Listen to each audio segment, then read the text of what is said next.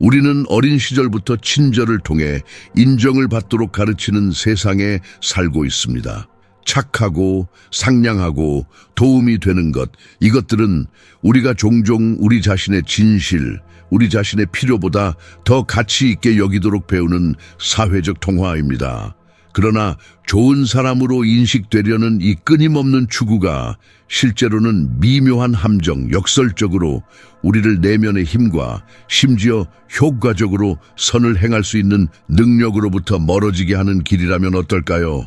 무한한 친절이라는 이상을 구현하려고 노력할수록 우리는 자신을 잃고 분개하게 되며 아이러니하게도 덜 존경받고 심지어 진정으로 덜 유용해진다면 어떨까요? 이것은 우리가 배운 많은 것과 반대되는 당혹스러운 성찰입니다. 그리고 이 도발적인 아이디어를 탐구하기 위해 우리는 역사상 가장 논란이 많고 오해받는 사상가 중 한 명인 니콜로 마키아벨리에게로 눈을 돌려야 합니다. 종종 파렴치한 조작의 대가로 희화화되는 마키아벨리는 사실 끊임없는 현실주의자였으며 정치뿐만 아니라 일상생활에서도 인간 본성과 권력 역학 관계를 예리하게 관찰한 사람이었습니다. 그는 도덕과 선에 대한 이상화된 개념에 감히 도전했는데 이는 무상한 냉소주의 때문이 아니라 세상이 실제로 어떻게 작동하는지에 대한 불편한 진실을 인식했기 때문입니다. 500여 년 전에 쓰인 그의 가장 유명한 저서 군주론에서 그는 끊임없는 인정 추구의 시대에 놀라운 관련성으로 울려 퍼지는 경고를 남겼습니다. 모든 일에서 선을 행하려는 사람은 반드시 선하지 않은 많은 사람들 사이에서 파멸에 이를 것이다. 마키아벨리가 제안한 것은 악을 지지하는 것이 아니라 실용적인 인식이었습니다. 무분별하고 순진하며 제한 없이 행해지는 친절은 특히 모든 사람이 동일한 고귀한 의도로 행동하지 않는 세상에서는 효과적인 미덕이 아닙니다. 더 나쁜 것은 그것이 자기 파멸의 한 형태가 될 수 있다는 것입니다. 오늘 우리가 탐구할 중심 전제는 이 마키아벨리적 통찰력에서 영감을 받은 것으로 바로 이것입니다. 아마도 진정한 변화, 우리의 힘과 진정성을 되찾는 것은 우리가 다른 사람들이 기대하는 좋은 사람이 되려고 노력하는 것을 멈추고 인간 본성의 복잡한 현실을 이해하고 그에 따라 행동하기 시작할 때 정확히 시작될 것입니다. 그러나 좋은 사람으로 보여야 한다는 이 필요성은 왜 그렇게 강하고 동시에 그렇게 파괴적일 가능성이 있을까요? 그 배후의 심리는 복잡합니다. 종종 모든 사람을 기쁘게 하려는 이 탐구, 어떤 대가를 치르더라도 갈등을 피하려는 것, 항상 도움이 되고 상냥하려는 것은 거절, 비판, 버림받음에 대한 깊은 두려움에서 비롯됩니다. 우리는 사랑받고 받아들여지고 인정받기를 원합니다. 그리고 우리는 좋은 사람이 되는 것 또는 오히려 좋아 보이는 것이 이것으로 가는 가장 확실한 길이라는 것을 배웁니다. 문제는 이 전략에 숨겨진 비용입니다. 친절이 강박적이 될 때 기쁘게 하려는 필요성이 우리 자신과 다른 사람들에게 정직할 수 있는 능력을 압도할 때 우리는 보이지 않지만 파괴적인 대가를 치르기 시작합니다. 우리는 점진적인 자기 무효화 과정에 들어갑니다. 우리 자신의 필요, 욕망 한계는 지속적으로 뒷전으로 밀려납니다. 우리는 아니오를 의미할 때 예라고 말합니다. 우리는 불쾌하게 하지 않기 위해 우리의 의견을 삼킵니다. 우리는 피상적인 평화를 유지하기 위해 필요한 대결을 피합니다. 겉으로는 친절하고 유연하고 협조적으로 보일 수 있습니다. 그러나 내면에서는 그림자가 자라기 시작합니다. 분노입니다. 우리의 친절을 이용하는 것처럼 보이는 사람들에 대한 분노. 그러나 더 깊이에는 우리 자신의 용기 부족, 자신을 방어하고 우리 자신의 진실을 존중할 수 없는 능력에 대한 우리 자신에 대한 분노입니다. 정체성이 해소됩니다. 이 상냥함이라는 가면 너머에 우리는 누구일까요? 만성적인 기쁨조, 즉 수행적인 친절을 주요 삶의 전략으로 삼은 사람은 결국 자신에게 인식할 수 없게 되고 다른 사람들의 기대에 메아리가 되며 자신의 본질이 비어있게 될 위험에 처합니다. 인간 본성에 대한 냉정한 시각을 가진 마키아벨리는 이 전략이 개인에게 해로울 뿐만 아니라 진정한 존경과 충성심을 확보하는 데 효과적이지 않다고 주장할 것입니다. 그는 대부분의 인간이 무제한적인 친절보다는 확고함, 예측 가능성, 그리고 그렇습니다. 어느 정도의 두려움, 마비시키는 공포가 아니라 결과에 대한 존중에 더 잘 반응한다고 관찰했습니다. 가장 많이 인용되고 종종 오해되는 구절 중 하나에서 그는 다음과 같이 말합니다. 여기서 사랑받는 것이 두려움받는 것보다 나은지, 아니면 두려움받는 것이 사랑받는 것보다 나은지에 대한 질문이 생깁니다. 대답은 두려움과 사랑을 모두 받아야 하지만 둘 다 함께하기 어렵기 때문에 둘 중 하나가 부족해야 한다면 사랑받는 것보다 두려움받는 것이 훨씬 안전하다는 것입니다. 그는 계속해서 그 이유를 설명합니다. 일반적으로 인간은 은혜를 모르고 변덕스럽고 위선자이며 위험을 피하고 이익에 탐욕스럽다고 말할 수 있습니다.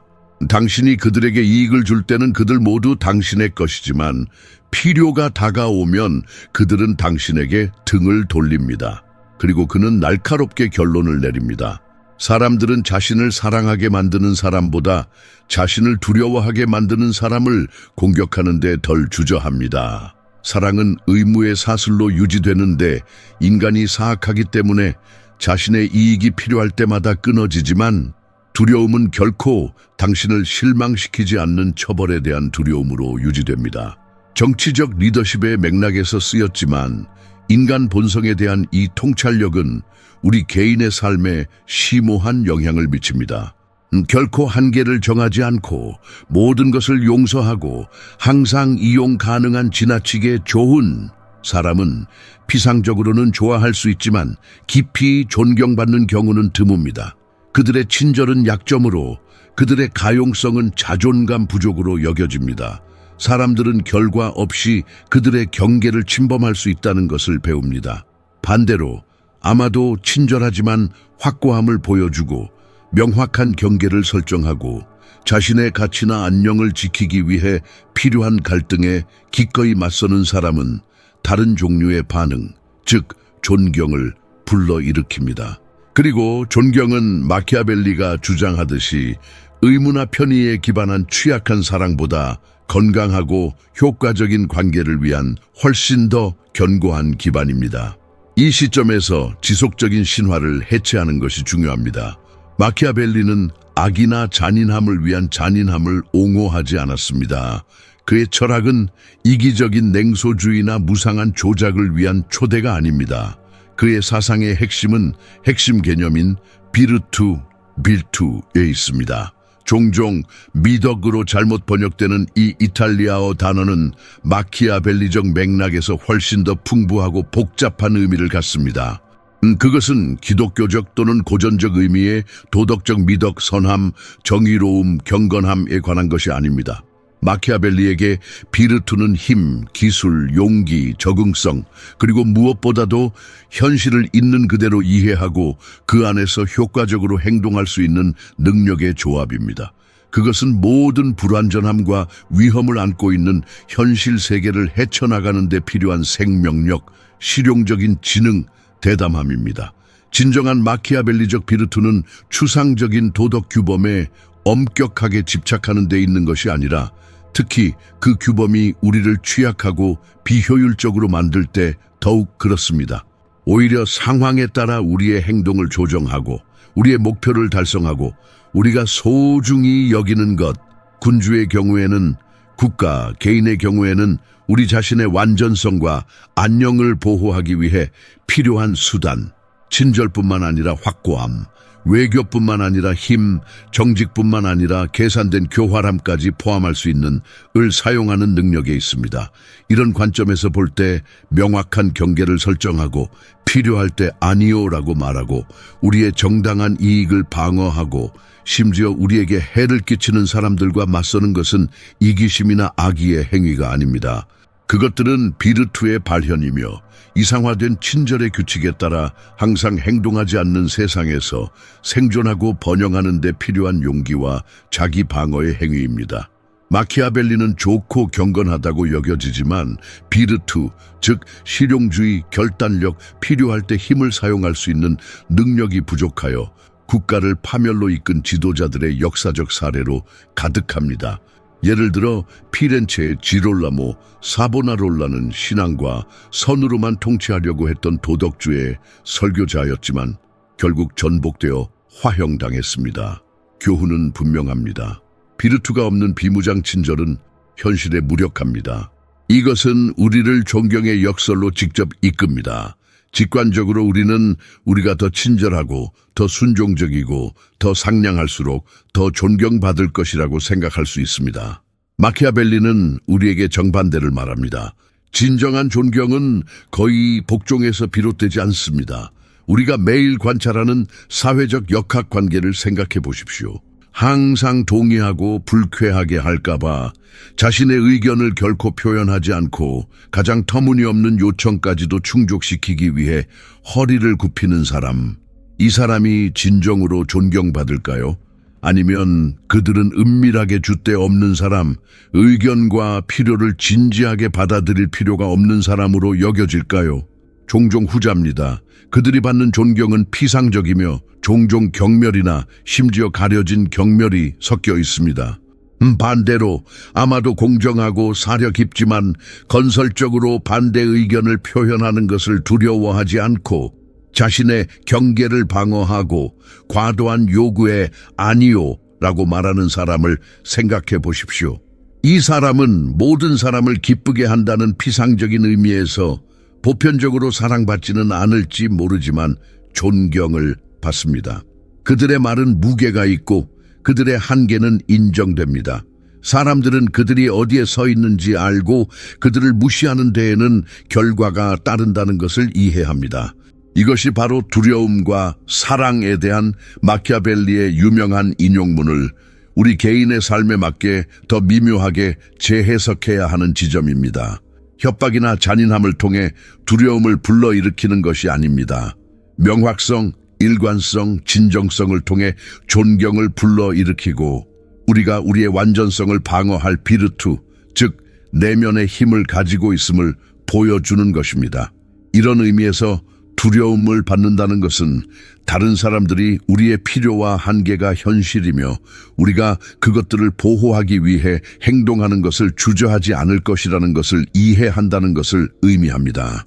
직장에서의 착취, 학대적인 관계 또는 해로운 가족 역학관계의 현대적 사례는 종종 친절의 과잉이나 갈등에 대한 두려움 때문에 자신의 경계가 체계적으로 침해되도록 허용한 희생자를 근본으로 합니다.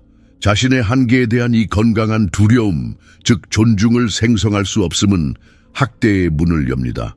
강박적인 친절의 함정과 존경을 얻고 우리의 완전성을 보존하는 데 있어 마키아벨리적 비르투의 가치를 인식한다면 실질적인 질문은 다음과 같습니다. 어떻게 이 전환을 이룰 수 있을까요? 좋은 사람이라는 가면을 넘어 우리의 정체성을 어떻게 재건할 수 있을까요? 죄책감이나 이기심을 느끼지 않고 건강한 경계를 설정하는 법을 어떻게 배울 수 있을까요? 여기서 마키아벨리의 철학은 비록 정치에 초점을 맞추었지만 놀랍도록 유용한 틀을 제공합니다. 핵심 개념은 그가 특정 맥락에서 잘 사용된 잔인함이라고 부르는 것입니다. 다시 말하지만 단어는 충격적이지만 개념은 심오합니다. 그것은 가학주의에 관한 것이 아니라 때로는 단기적으로 잔인하게 보일 수 있는 초기 확고함의 행위, 용납할 수 없는 행동에 대한 명확한 결과를 부과하거나 지속적으로 해로운 사람과의 관계를 끊는 것과 명확성을 확립하고 문제가 확대되는 것을 피함으로써 우리 자신과 역설적으로 다른 사람들 모두에게 미래에 훨씬 더 큰 고통을 예방할 수 있다는 생각입니다.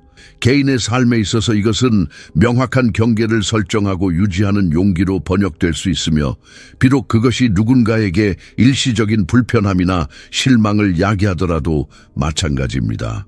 우리의 가치나 능력을 침해하는 요청에 아니요라고 말하거나 무례한 행동에 맞서는 것은 우리의 수동성에 익숙한 사람들에게는 잔인하게 보일 수 있지만 그것은 깊은 정직함과 필요한 자기 관리의 행위입니다. 그것은 우리 자신의 중요한 공간을 보호하는 필요한 잔인함입니다. 이것은 우리를 한계 없이 주고 상호성이나 존중을 기대하지 않는 순진한 친절과 우리가 전략적 친절 또는 아마도 더 나은 진정하고 경계 있는 친절이라고 부를 수 있는 것과 구별하도록 이끕니다. 후자는 조작적인 의미에서 계산적이지는 않지만 의식적입니다. 우리는 우리의 도움, 시간, 애정을 제공하지만 강박이나 두려움에서가 아니라 힘과 선택의 자리에서 그렇게 합니다. 우리는 관계에서 권력과 상호성의 역학관계를 염두에 둡니다. 우리는 우리의 에너지와 자원이 무한하지 않다는 것을 인식하고 그것들을 진정으로 가치 있게 여기고 진정한 긍정적인 영향을 미칠 수 있는 곳으로 향하게 하며 우리 자신을 고갈시키거나 착취를 허용하지 않습니다. 마키아벨리는 군주에게 약속을 지키는데 신중하라고 조언하며 다음과 같이 말합니다. 현명한 군주는 그러한 준수가 그에게 불리할 때 그리고 그가 약속을 하게 된 이유가 사라졌을 때 그의 약속을 지킬 수 없고 지켜서도 안 된다. 이것을 개인적인 영역에 적용하면 그것은 부정직해지는 것에 관한 것이 아니라 우리의 완전성이나 안녕에 해로울 때 암묵적인 약속, 항상 이용 가능하고 항상 기쁘게 하는 것을 지킬 의무가 없다는 것을 인식하는 것입니다. 우리는 우리의 약속을 재평가하고 변화하는 경계를 명확하고 정직하게 전달할 권리가 있습니다. 따라서 경계를 구축하는 것은 비르투, 용기, 명확성을 지속적으로 실천하는 것입니다. 좋은 사람이 되어야 한다는 필요성을 버리는 가장 해방적인 결과는 진정성의 부활입니다. 우리가 다른 사람들이 원하는 것을 추측하고 그들의 기대에 맞춰 자신을 형성하는 데 에너지를 쏟는 것을 멈출 때 우리가 진정으로 누구인지 발견하고 표현할 수 있는 엄청난 공간이 열립니다. 마키아벨리는 그의 정치 분석에서 항상 경건한 외모나 순수한 의도보다 효과성과 구체적인 결과를 중요하게 여겼습니다.